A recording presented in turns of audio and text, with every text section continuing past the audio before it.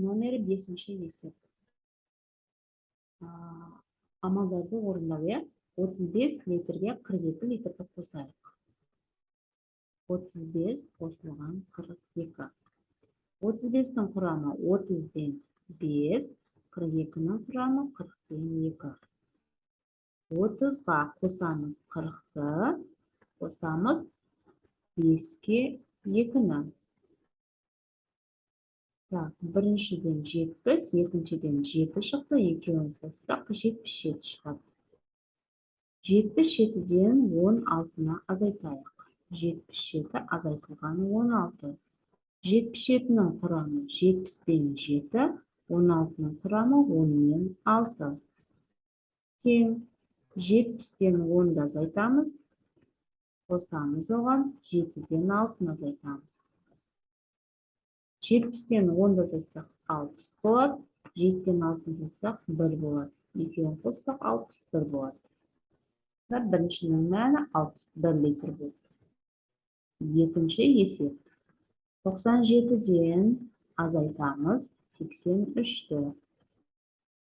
Балдар жолын білдік, енді сол бойынша өздерін шығарыңдар. Мен қысқаша шығарып кетуіне 7-ден 3-ті азайтамыз. 4 болады, 9-дан 8 азайтамыз, 1 болады, 14 болады. Енді 14-ке қосамыз 55-ті. 4-ке 5 қосамыз 9 болады, 1-ге 5 қосамыз 6 болады. Енді 69 килограмм болады.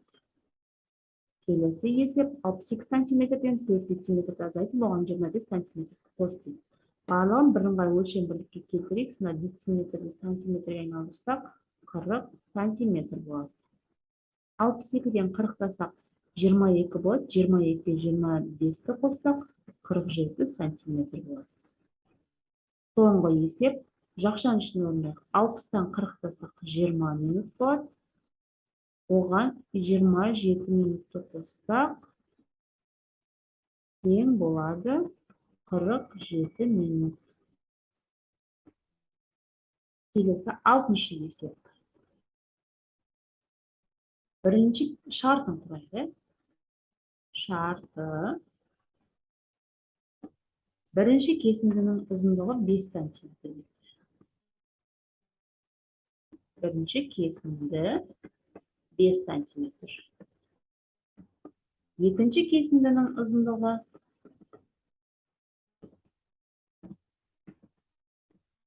одан 2 сантиметрге кем дейді. Мынаған қарағанда 2 сантиметр кем. Табу керек бізге екінші кесінді ұзындығын.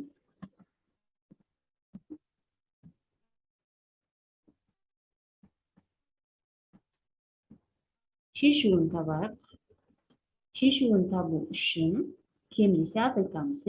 Шешуі 5 сантиметрден азайтамыз 2 сантиметрді. Тең 3 сантиметр.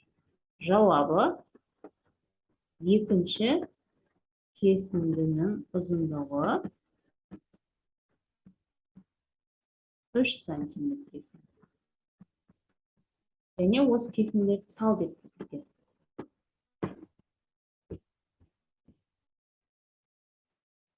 Осы кесіндерді салайық енді. Осы кесіндерді салайық астына.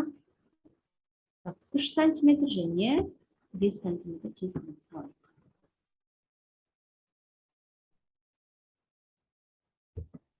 Бес сантиметр кесіндерді салайын. Бірінші 1, 2, 3, 4, 5. Балдар сендердікі 2 клетканы 1 сантиметр етіп алыңдар. Менің клеткаларым үлкен болғандықтан мен 1 клетканы 1 сантиметр етіп алдым. 3 сантиметр кесіндерін салайын. 3 сантиметр. Бұл бізде 6-шы есеп. 7-ші есепте амалдарды орында дейді. Біріншісін қалай шығару керегін көрсетейін, қалғанын қысқаша шығарайық. Номері 7-ші есеп. 24-ке 65-ті қос дейді. 24 қосылған 65. Құрамын жазайық. 20 мен 4, 65-тің құрамы 60 пен 5. Тең.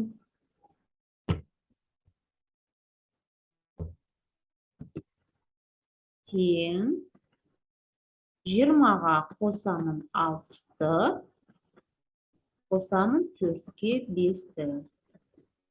Тең, бірінші жақшамызда 80 шығады, 80-ге 9-ті қоссақ, 89 болады. Тең 89 деп жазайын. Келесі, 77-тен 21-ді сақ 6, 7-тен жасақ 5, 56.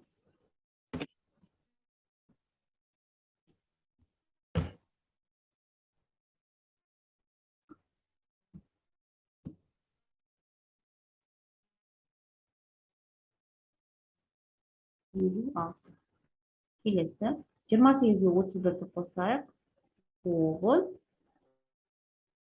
28-ге 31-ді қоссақ, 59 шықты. 59-дан 15-ті азайтсақ, тең болады. 9-дан 5 аламыз, 4 болады. 5-тен 1 аламыз, 4 болады.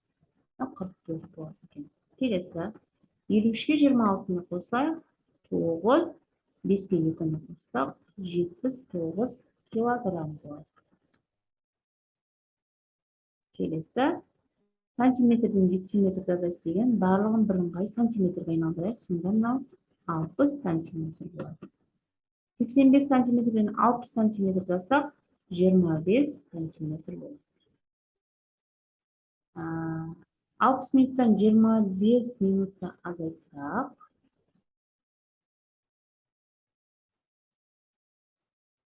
60 минуттан 25 минутты азайтайық. Қосайық. 85 минуттан азайтамын 63 минутты. Тең.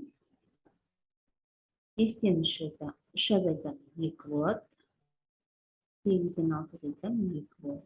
22 минут болады екен. Есебіміз. 8-ші есепке келейік. 8-ші есепте Айбек пен Самат достар болар дейді. 3 партия шахмат ойнады дейді. Әр партияда кім жеңіске жеткенін білгің келсе, төмендегі амалдарды орында дейді. Бірінші 75-ке 12-ні қоссақ 87 шықты. Бұл Айбектің жинаған ұпайы, ал Самат 89 ұпай жинады. Сонда бірінші партияда Самат жеңіске жеткен екен. Екінші партияда Самат та Айбек те 57 ұпайдан жинап, екеуі тең түскен екен. Ал үшінші партияда Айбек 86 ұпай, Самат 82 ұпай жинаған екен. Сонымен үшінші партияда Айбек жеңіске жеткен екен. Сонымен балдар, бүгінгі сабағымыз соңына жетті. Назар салып тыңдағандарыңызға рахмет. Келесі кездескенше сау саламатта болыңыздар.